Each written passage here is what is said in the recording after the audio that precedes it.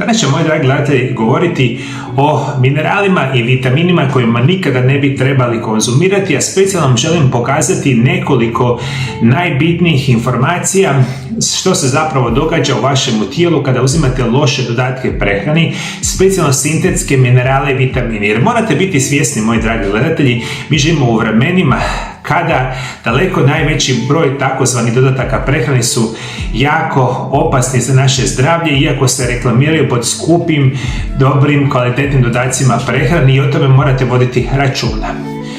Iako se reklamiraju kao zdravi i korisni, istina je da velik dio vitaminske industrije danas kontroliraju farmaceutske i kemijske korporacije, kojima je cilj zarada, a ne zdravlje. I ti dodaci često se proizvode od jeftinih umjetnih tvari koji nemaju veze sa prirodnim izvorima. Rezultat su pripravci koje tijelo ne može iskoristiti, pa se oni nakupljaju i sa vremenom postaju otrovni. I jako morate voditi računa kada uzimate prirodne lijekove, ne mora biti vrhunski, 100% organski prirodni lijekovi ili minerali i vitamini, sve ispod toga nikako nije dobro za vaše zdravlje, nažalost veliki broj toga vas ne zna. Moja prva informacija će biti sintetički vitamin A, koji je tihi neprijatelj jetre i kože. Vitamin A je jedan od najvažnijih mikronutrijenata u ljudskom organizmu. On čuva zdravlje očiju, kože, imuniteta i sluznice dišnog sustava. Ali razlika između prirodnog i sintetičkog vitamina A je golema u mnogim dodacima prehrane. Pa čak i najskupljim multivitaminima koriste se sintetski oblici vitamina A pod nazivom retinil palmitat ili retinil acetat.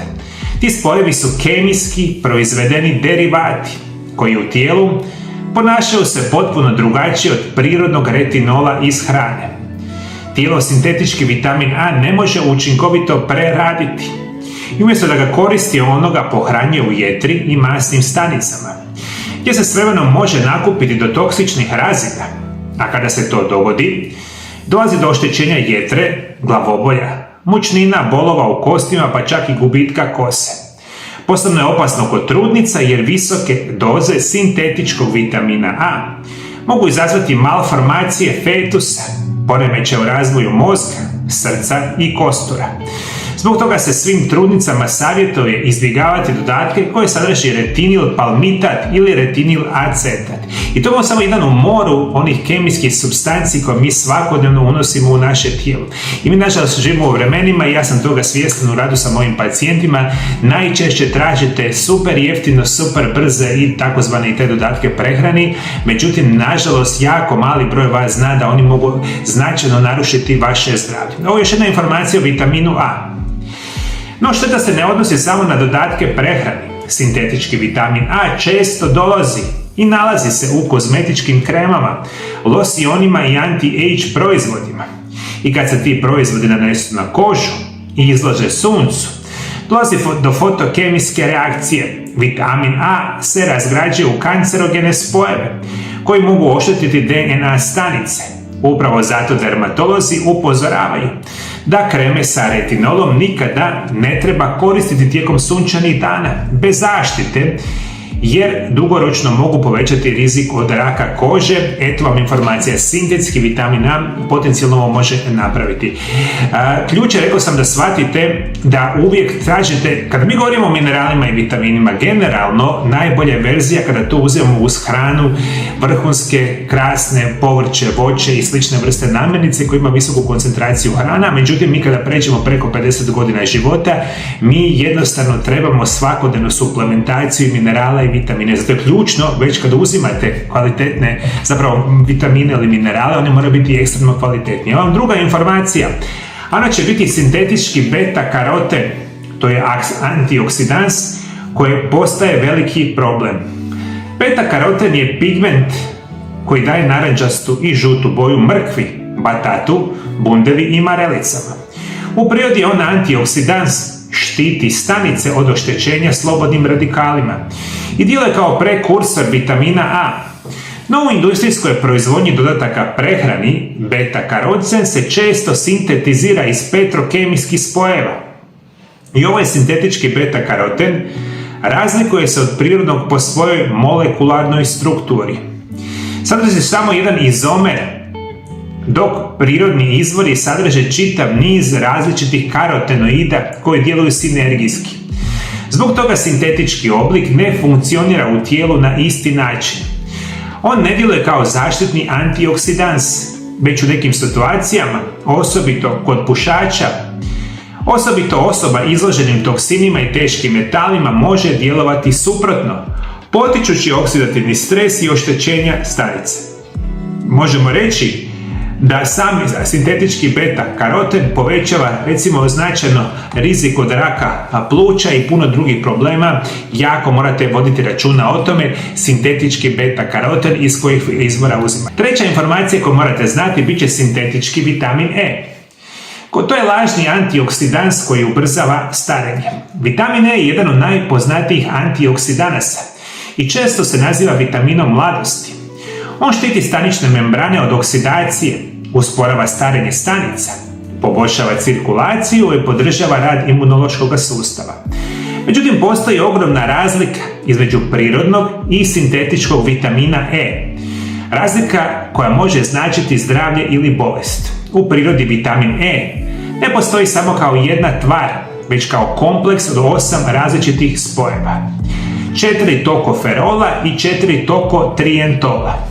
Upravo ta kombinacija omogućava njegovu punu antioksidativnu i zaštitnu snagu. U većini dodataka prehrani koristi se samo jedan sintetički oblik, DL-alfa-tokoferol. I ova verzija se proizvodi kemijskom sintezom iz petrokemijskih izvora, a tijelo ju ne prepoznaje jednako kao i prirodni oblik. Zapravo samo polovica molekula u tom spoju ima biološku aktivnost, dok je druga polovica doslovno neiskoristiva za ljudski organizam. Zbog toga se sintetički vitamin E ne djeluje kao antioksidans, već u određenim okolnostima može postati oksidativni stres za naše stanje, zdravlje. I u visokim dozama on može povećati rizik od srčanih bolesti, moždanog udara, srčanog udara, raka prostate kod muškaraca, te smanjenje apsorpcije prirodnih tokoferola i tokotrientola iz same hrane.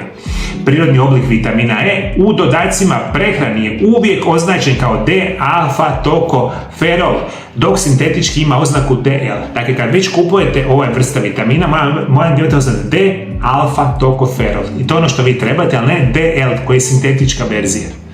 Sve što je sintetički, naravno kemijski napravljeno, i kada to gutate enormne količine vremena, možete značajno pogoršati vaše zdravlje. Ovo sve što vam govorim, to je dokazano u znanstvenim studijima koje super jednostavno možete provjeriti preko interneta. Idemo dalje, moji dragi gledatelji. Četvrto što morate voditi računa je sintetički oblik vitamina B9. To je tihi rizik u tabletama.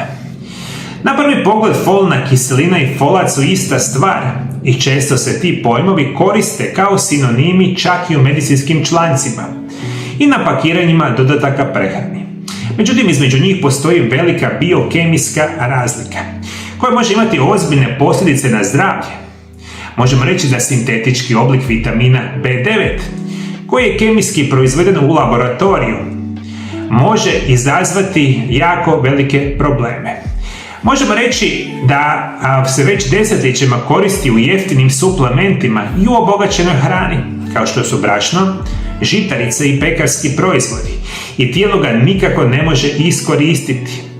Da bi postao aktivan, mora proći kroz cijeli niz metaboličkih pretvorbi u jetri. I kada tijelo ne može pretvoriti folnu kiselinu u aktivnu folat, on se nakuplja u krvi kao neaktivna sintetička tvar. I na prvi pogled to ne izaziva simptome, ali dugoročno može imati vrlo velike posljedice. Povećani rizik od raka dojke, debelog crijeva i prostate, poremećaja imunološkog sustava, problema u razgradnji homeocisteina, što dovodi do srčanih i moždanih bolesti, problema u trudnoći. Ono što je dodatno zabrinjavajuće jest da razina folne kiseline u krvi može činiti se normalno na laboratorijskim nalazima, iako tijelo zapravo pati od funkcionalnog nedostatka samoga folata. Se me shvatite, moji dragi gledatelji, dakle, ključ je da shvatite, nisu svi dodaci prehrane isti i kada ona loše uzimate dugi vremenski period, možete značajno povećati rizik od ovih najgorih bolesti modernog čovjeka. Ovo je bio vitamin B9, sad ćemo govoriti o vitaminu B12. Sintetički oblik vitamina B12 ili cijanokobalamin je skriveni izvor toksičnog spoja. Vitamin B12 jedan je od najvažnijih vitamina za živčani sustav, mozak, stvaranje crvenih krvnih stanica i energiju, a nedostatak ovog vitamina može uzrokovati tešku anemiju, depresiju, gubitak pamćenja i oštećenje života. Možemo reći da je najčešći i najjeftiniji oblik na tržištu se naziva cijanokobalamin. I sam naziv otkriva problem cijano, što znači cijanid, otrovni spoj koji se koristi u industriji plastike i pesticida. I u ovoj verziji vitamina B12 molekula cijanida je kemijski vezana za kobalt, stvarajući sintetički oblik koji tijelo mora prvo detoksicirati prije nego što ga može koristiti. Kod zdravih osoba sa dobrim funkcijama jetre i bubrega, mala količina cijanida se može neutralizirati. Ali osobe kod oštećenjem jetre, bubrega, štitnjače i slabim imunitetom, na primjer kod starijih osoba, taj proces je usporen. Rezultat mogu biti simptomi poput umora, glavobolje, trnjenja u rukama i nogama, gubitka koncentracije, čak oštećenja živčanih ovojnica. Tijelo da bi pretvorilo cijanokobalamin u aktivni oblik mora koristiti glutation, snažni antioksidans koji je u većini ljudi u kroničnom deficitu zbog stresa, toksina i loše prehrane, što je nevjerojatno bitno za reći. I ovo se specijalno odnosi na sve vas, moje dragi stariji osobe i stariji moji gledatelji preko 50 godina života. Vi svakodnevno trebate vrhunske dodatke prehrani, ali ključ je, rekao sam, da shvatite da moraju biti najboljih vrsta što postoje. I svi minerali, svi vitamini u čistim preporučenim dnevnim dozama vama nakon 50 godina trebaju, jer naše tijelo nakon 50 godina više nije u stanju ni blizu apsorbirati one minerale i vitamine iz hrane u svakodnevnim preporučenim dnevnim dozama. Idemo dalje, moji dragi gledatelji. Sad vam želim govoriti o željezu ili ferosulfatu. Željezo je ključno za krv, ali njegov sintetički oblik ferosulfat je vrlo agresivan i teško se izlučuje iz tijela. Muškarci i žene u menopauzi posebno su ugroženi jer nemaju prirodni mehanizam za izbacivanje viška željeza. Previše željeza može uzrokovati oštećenje jetre, dijabetes tipa 2, Parkinsonovu i Alzheimerovu bolest. Zato vodite računa da ne kupujete željezo ferosulfat. Nadalje, magnezijev oksid, jedan od najvažnijih minerala, ali njegov najjeftiniji oblik, magnezijev oksid, apsorbira se samo oko 3%, a ostatak prolazi kroz crijeva i često uzrokuje proljev, a čime tijelo gubi elektrolite i vodu. Zbog toga mnogi ljudi misle da im magnezij ne pomaže, a zapravo koristite pogrešan oblik, što je jako bitno za reći. Dakle, to je magnezij, ovo je magnezijev oksid, nikada nemojte koristiti, od njega nemate nikakve koristi. Evo dalje informacije što će vam biti interesantna, bit će vitamin D2, sintetički oblik, ili ergokalciferol. U mnogim farmaceutskim pripravcima i jeftinim oblicima dodaci prehrani se nalaze u vitaminu D2 i poznati kao i ergokalciferol. On se dobiva industrijskim procesom, zračenjem glivica i kvasaca ultraljubičastim svjetlom. I čim se stvara sintetički oblik vitamina D, iako se na deklaracijama često prikazuje kao vitamin D, njegovo djelovanje u organizmu nije jednako prirodnom obliku vitaminu D3, kolekalciferolu. Glavni problem vitamina D2 je slaba biološka aktivnost i teška pretvorba u aktivni oblik, koji tijelo može koristiti i nakon unosa vitamina D2 se mora pretvoriti u kalcitriol, glavni oblik vitamina D koji regulira kalcij, fosfor i mnoge hormone. No ta pretvorba kod vitamina D2 se odvija sporo i neučinkovito, što znači da nakon uzimanja visokih doza razine aktivnog vitamina D u krvi mogu ostati niske. To ono prevedeno znači vi jadni kupujete vitamin D, a vama vitamin D je u katastrofi jer uzimate loše kvalitete, ne znate šta uzimate i na kraju krajeva dobijete ogroman problem tipa toga. Evo vam još par informacija o vitaminu D2. Studije pokazuju da vitamin D2 ima kraći poluživot u tijelu, brže se razgrađuje i ne veže se učinkovito na vitaminski D receptorski protein. Ključni receptor koji prenosi signal do stanica, kostiju, mišića i imunološkog sustava. Osim toga, D2 može ometati djelovanje D3 ako se uzimaju istovremeno. Ko bi to, moj dragi gledatelj, rekao? D2 da utječe na vitamin D3 nitko ne zna. Vitamin D svaki dan na sunce kada god možete, 20-30 minuta na suncu, imate fenomenalni izvor vitamina D, fenomenalna informacija. Imamo još par loših vijesti. Prvo će biti omega-6 masne kiseline.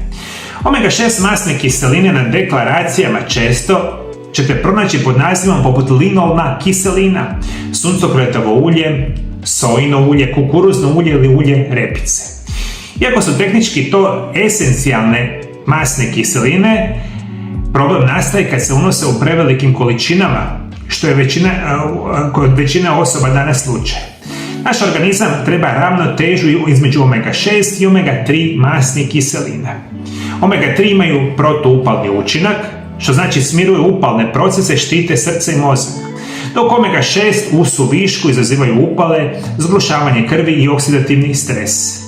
Možemo danas reći da omjer danas u normalnoj prehrani jako katastrofa i da to bude sve nešto izbalansirano. Omega-6 zajedno sa omega-3 morate unositi u nekakvoj situaciji 1:1, a danas mi uzimamo uz hranu ili čak dodatke prehrani 20:1 i o tom morate voditi računa. Omega-6 sa omega-3 masnim kiselinama mora biti u balansu da bi bili zdravi.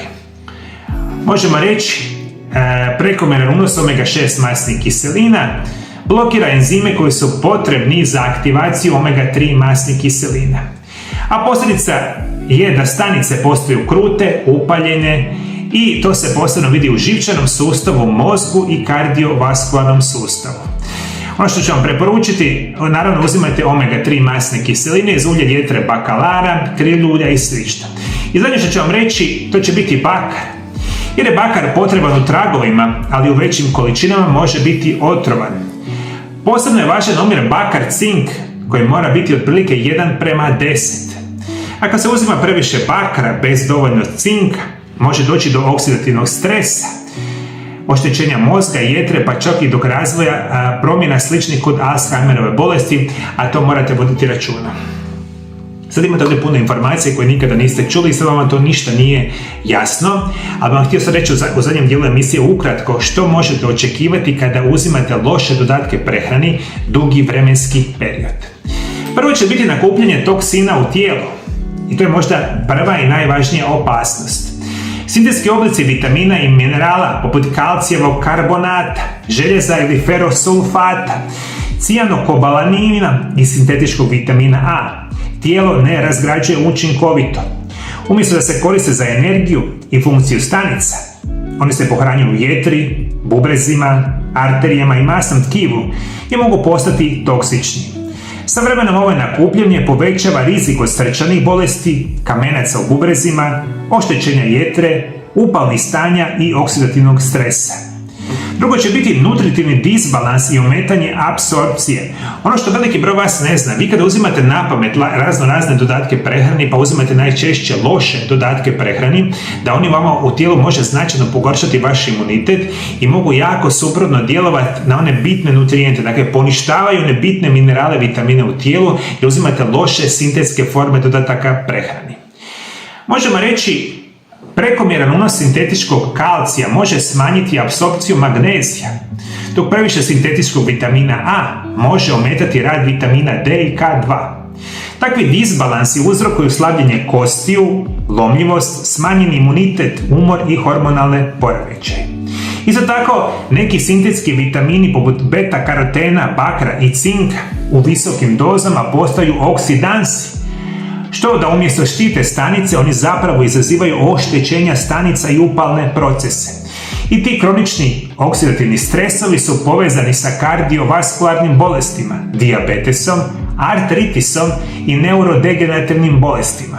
Isto tako, mnogi ljudi ne znaju da imaju genetske varijacije koji otežavaju metabolizam određenih sintetskih vitamina. Primjerice, 30-40% populacije na svijetu ima varijantu gena MTHFR, što smanjuje sposobnost pretvaranja folne kiseline u aktivni folat. Ono što vam zapravo htio reći i možda najgore od svega toga vam je to nekako lažna sigurnost da vi nešto uzimate za sebe dobro i uvijek tražite, dakle najgore što možete da tražite da uzimate jeftino, brzo i znate šta vam se još nude? Kaže kupite ovaj dodatak prehrani, onaj dodatak prehrani 50% popusta, 30% popusta, 70% popusta, kupite odmah 5 komada, dobijete brdo popusta, vi ne mislite super, ja ću sad uštediti novce i ja ću sebi unesti minerale, vitamine u aktivnim dozama. Jeste mi što shvatili, moji dragi gledatelji? Slušajte me jako dobro. Jedna od najvećih zamki loših dodataka prehrani je da stvaraju lažni osjećaj sigurnosti. Ljudi misle ako uzimaju tablete i kapsule da njihovo tijelo dobiva sve što treba. A istina je suprotna. Često se zanemaruje kvalitetna hrana, dok istovremeno nakupljate toksine i stvarate disbalans nutrijenata. Tijelo možda pokazuje znakove zdravlja izvana, ali unutarnji organi, kosti, živčani sustav, imunološki sustav trpe posljedice. Rješenje je jednostavno, znate koje vam je rješenje jednostavno? Dakle, morate znati koji su vrhunski dodaci prehrani. Ja sam rekao puno puta, po mom nekakvom razmišljanju i znanju rada sa dodacima prehrani, ja bih rekao 99% su jako, jako loši koji vama ne trebaju svaki dan, 1% su izvanredni. I za kraj emisije, moji dragi gledatelji, htio bih vam pročitati jedan dio iz Biblije. Danas ćemo čitati jedan jako interesantan dio, a to će biti Evanđelje po Marku 3, 13, 14. U Bibliji piše, ovo je ustanova apostola. Zatim se uspe na goru te pozva k sebi one koje odabra. Oni dođuše k njemu i on postavi 12 da ga prate, da ih šalje da propovijedaju i da imaju vlast izgoniti zle duhove. Postavi ovu 12 Šimuna, kojemu nadinu ime Petar, Jagova Zebedejeva i Ivana, brata Jakovljeva, koje pozva Boanerges, što znači sinovi Groma, zatim Andriju, Filipa, Bartolomeja, Mateja, Tomu, Jakova, Alfejeva sina, Tadiju, Šimuna Kananca i Judu Iskariotskog koji ga je izdao. U ovom odlomku Isus poziva svoje učenike da odabiru i služe njemu. 12 su izabrani da donose ravnotežu i red u životima drugih ljudi, da donesu iscjeljenje, vođenje i snagu. Slično tome naše tijelo i duh trebaju pravilno odabrane saveznike da bi mogli funkcionirati u ravnoteži. Prirodne masti, vitamine, minerale i pravilnu prehranu. To su naši saveznici, baš kao što su i učenici bili saveznici u širenju Božje poruke. Kada se hranimo prirodno i svjesno, tijelo stječe sposobnost da se samo iscijeli. Baš kao što Isus daje učenicima vlast da liječe i progone duhove, ako tijelo ima previše sintetskih ili neprirodnih spojeva, on gubi svoju kontrolu. Energija se rasipa, imunološki sustav slabi, a upale preuzimaju kontrolu. Dakle, briga za tijelo nije samo fizička obaveza, već i duhovna disciplina. Kad tijelo funkcionira u ravnoteži, duh ima snagu prepoznati dobro, donosi dobre odluke i širi pozitivnu energiju oko sebe. I prevedeno znači, kao i u svemu, moji dragi gledatelji, uvijek bi bilo izvanredno kad bi minerale i vitamine uzimali iz hrane, međutim danas to jako mali broj osoba radi.